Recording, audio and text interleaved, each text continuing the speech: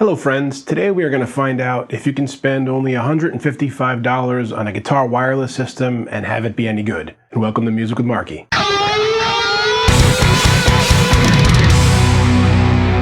Wireless systems for guitar are nothing new, and they're a staple among musicians who do a lot of live gigging. I mean, who wants to be tripping all over their cables and only be limited by the cable distance from the amp as far as where they can go on stage? The number of times the bass player and I have to untangle our cables on stage, well, it's not fun. So why haven't I used a wireless up until now? Well, the only ones that ever came recommended are really quite expensive and kind of clunky as well. You have to have this transmitter that's either on your belt or on the guitar strap. And then there's this other piece, the receiver with a couple antennas on it usually, that looks like you're sticking a router on top of your rig. For the occasional live gig, it just didn't seem worth it to me. If I was a touring musician, yeah, I would look into it. But then the other day, I heard somebody talking about this cheaper kind of portable system called the Xvive, and I had to go check it out. Now, before I start talking about it any further, no, I am not sponsored by this company in any way. I heard about it. I went to Guitar Center this weekend and picked it up and started playing around with it, and I'm doing a video talking about it because that's what I do here. Okay, so this Xvive U2 comes in a couple different looks. I got the basic black one. It says it works up to 70 feet, lasts 5 hours on a full charge, and only has 5 milliseconds of latency. So what is it that you want out of a wireless before it goes below that threshold where you say, no, this just really isn't worth it? Well, okay, battery life enough to get through a full gig and then some is definitely something you're going to want. And in my short experience with it so far, I charged it up all the way and I got the 5 hours that they suggested out of it.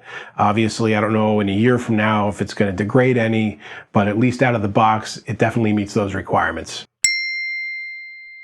Does it not have any interference problems with signal when you're playing live? Well, it's got 4 channels on it. I haven't had to switch yet. I've got it in the studio here with all kinds of different wireless stuff going, but I haven't tried it in a bunch of crazy live situations yet, so I have to give this one a maybe.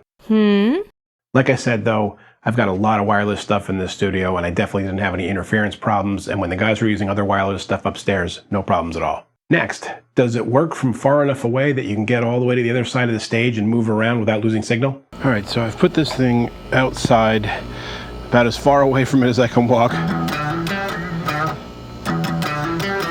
I'm standing right behind the camera right now, and I'm going to take a walk out to my neighbor's little mini pool there and see if it keeps playing. I'm not going to be able to hear it, but I'm just going to keep playing.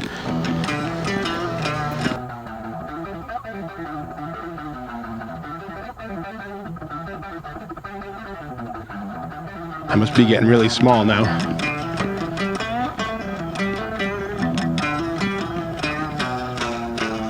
Tired of this riff yet? So here I am way out by the pool. I can see it out there.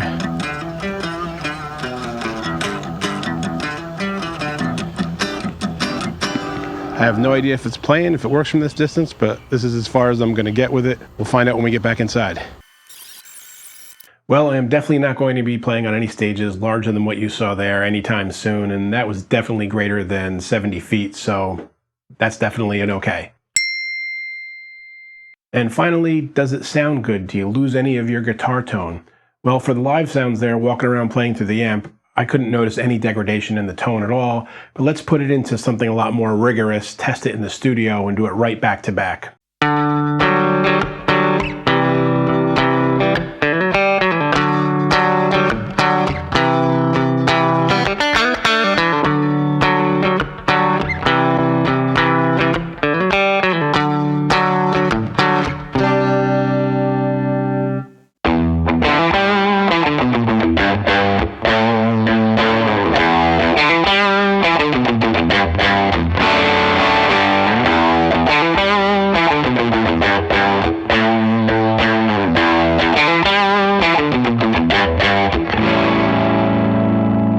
So I could hear a difference there. You probably could too. It's subtle. It loses a little bit of the mids, and I actually think it gained some highs. It got a little bit trebly. I don't know if it's boosting it or if I maybe played a little harder on the second pass.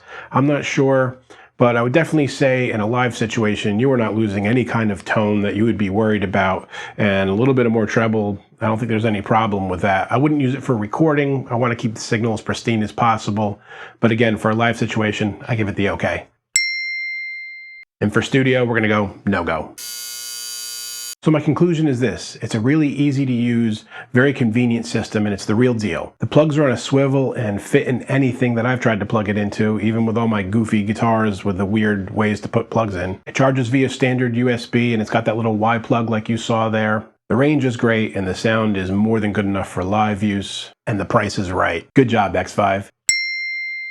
So if you have any questions or comments, leave them below. I get back to everyone as soon as I can. And until next time, guys, keep making great music. Hey friends, don't forget to subscribe and turn on notifications. It makes the whole world better.